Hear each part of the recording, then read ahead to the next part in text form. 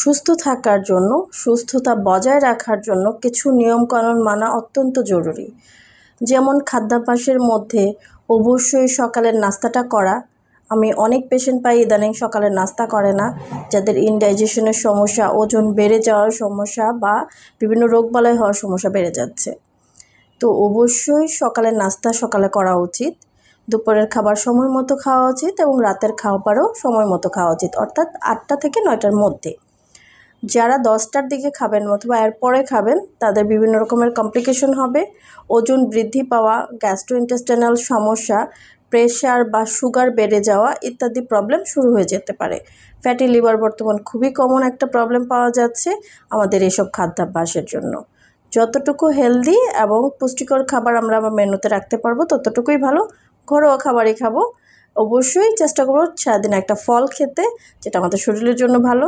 একটু বাদাম রাখার জন্য, এটাও আমাদের শরীরের জন্য ভালো।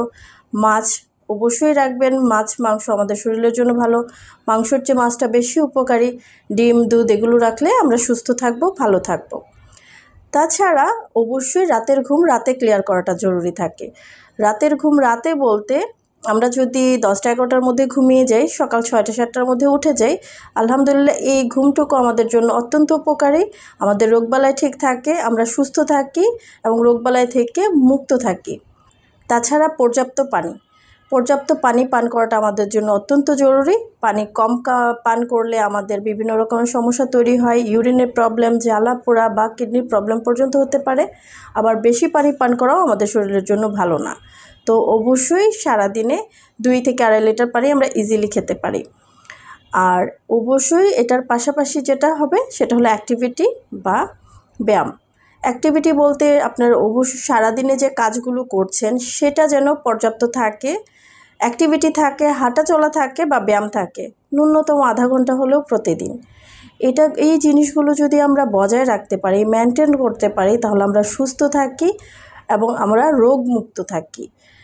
এই জিনিসগুলো আমরা যদি ঠিক রাখি তাহলে আমাদের অনেক রোগবালাই যেগুলো কমনলি ইদানিং আমরা পাই, যেমন ডায়াবেটিক, প্রেশার, কিডনির সমস্যা, ফ্যাটি লিভার বা অন্যান্য গ্যাস্ট্রোইন্টেস্টাইনাল সমস্যাগুলো, এগুলো আমাদের থাকে না।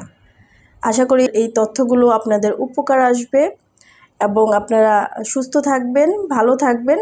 এবং ভালো তথ্যের জন্য অথবা প্রয়োজনীয় কোনো কোশ্চেন থাকলে আপনারা আমার কমেন্ট বক্সে করতে পারেন, আমি ইনশাল্লাহ আপনাদের উত্তর দিয়ে দিব।